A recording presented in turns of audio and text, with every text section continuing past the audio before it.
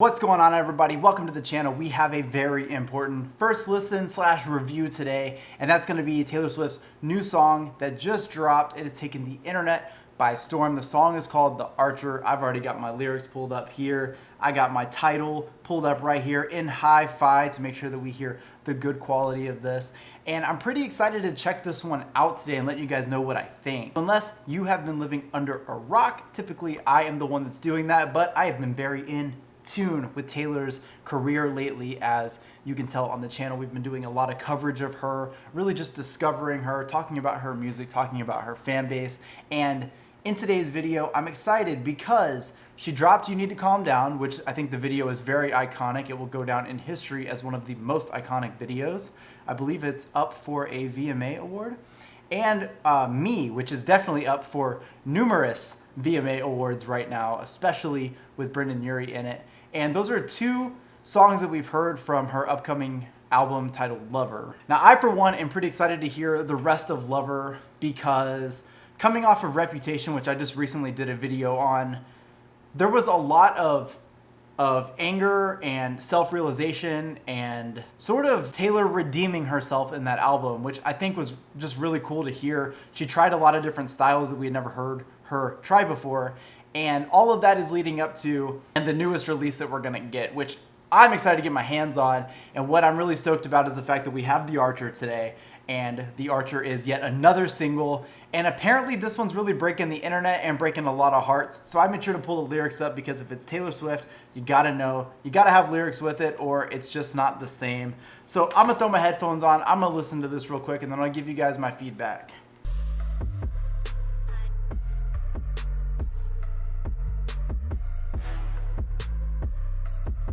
Okay, so what we just got from Taylor is a very real and very emotional track, literally coming straight from the heart.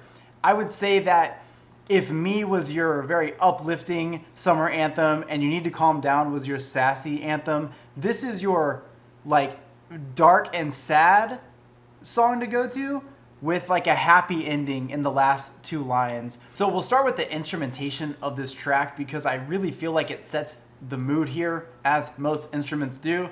And it's got a very dark, heavy synthesizer in the back. And I mean, the instruments are very heavy in this, but at the same time, there's a very bright piano that plays in the back, almost as if it's like a glimmer of hope in all of this darkness. And that's one thing that I wouldn't put past Taylor to do, because that is the type of writing that she does. Even when it comes to the music production side of things, she always seems to create that element of emotion. And you know that when you get a track that sounds like this, you're about to get the raw and emotional Taylor, not Taylor trying to make it to the radio, not Taylor trying to make, you know, some smash hit with a video that's this big thing, because that's not what this song is. This song doesn't have that sound to it. The song has that very real sound to it. What I mean is, you're sad, you've had a terrible day, a terrible life, you went through a really bad breakup, you know, you're questioning things in your life. You could turn this song on and you're going to relate to it. There are many notable lyrics in this from her writing, and a lot of it is just very vulnerable. Like, vulnerable Taylor, I feel like, is when the best lyricism comes out. As you guys know, she's a wonderful storyteller, and I think this definitely shows that. So one of the first lyrics that really stuck out to me was, "Who could ever really leave me, but who could stay?" And I think that that's a very big thing to think about when you're Taylor. You're Taylor Swift. Like, you're one of the biggest artists out there. You know, you're top-selling female artist and all these other accomplishments that you've had. So it's true, like, you have these relationships, and how are they all broken all the time? How have all these things gone wrong so many times? And so then she says, like, who could ever leave me, but who could stay? Literally reflecting the fact that, like, there's no reason any of those things should have happened. I feel like this is noted again when she says, as the title track is said, I've been the archer and I've been the prey. Because she's been on both sides of this, both offensively and defensively. Some relationships were ruined because of her, others because of the other party. And it's just very self-reflective of her to put all that out there on a song. Now, I will say there's one thing about Taylor Swift. She's always written from the heart, and whatever's going on in her life, you're going to know it's going to end up on a track. And that's exactly what we're getting here. Definitely my favorite lyrics of this track were the pre-chorus, in which she references a little bit of Humpty Dumpty, and she says, all the king's horses and all the king's men couldn't put me together again. Through this track, I feel like we got a lot of self discovery from Taylor Swift, and it makes me wonder what this album is going to be. Like I said, Me and You Need to Calm Down, those tracks exist, I think, as singles, whereas I feel like this track and maybe some of the others are going to give us a much different story and a different narrative. This song spends the entire time doing self-reflection, explaining all these things that she's been going through, literally calling herself out in numerous lines. I've been the archer, I've been the prey. She's actually telling you she's been on both sides. You know, not everything has just been someone else's fault. But towards the end, and one of the best parts, I think, is that you spend a lot of time in sadness in this track until literally the last two lines. The fade out chorus where it just says, who could stay, you could stay, you could stay.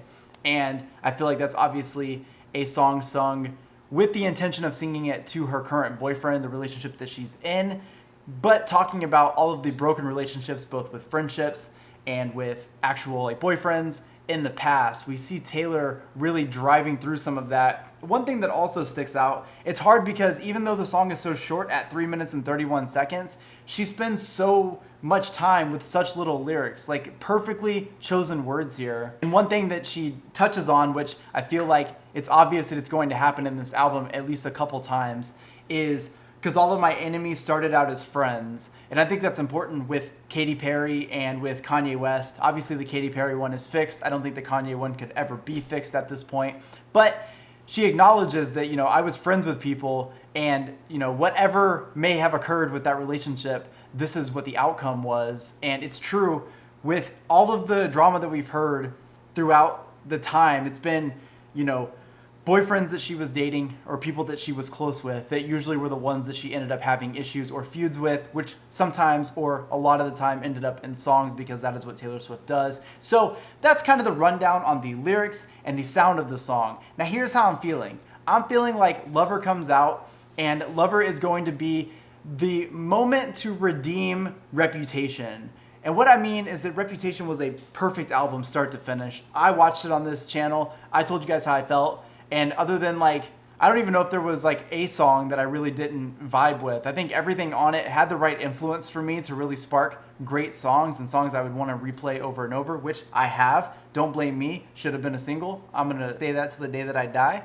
But I feel like Lover is going to come from that bad Reputation, you know, angry attitude version of Taylor. And I think Lover is going to be much more emotional, less of a defensive mechanism, and more of just letting herself be free of all the drama. We saw in You Need to Calm Down, she, you know, made up with Katy Perry. That was a huge deal, broke the internet. But more importantly, and I saw Katy Perry talk about it in an interview, it's important that they are doing that because they both have such big followings of very young girls. And, you know, because their audience is so young, to see them, people that they look up and they worship, to see them fighting and having all this negative energy, it's not a really great example to set for people. And at the same time, as Katy Perry stated in an interview, it was so long ago and they've really grown up. And I think that's very important to see. And I think that's the type of Taylor we're going to get here. Do I see us getting a I Forgive You Kanye West moment on this album? Absolutely not. I don't think we're there yet, even though I think it would be big of her to be able to do that. I just don't think that's important or necessary right now. Are we going to see anything about Scooter Braun? Some people have said that, you know, we might get a little bit of that and everything that has happened with her recent drama.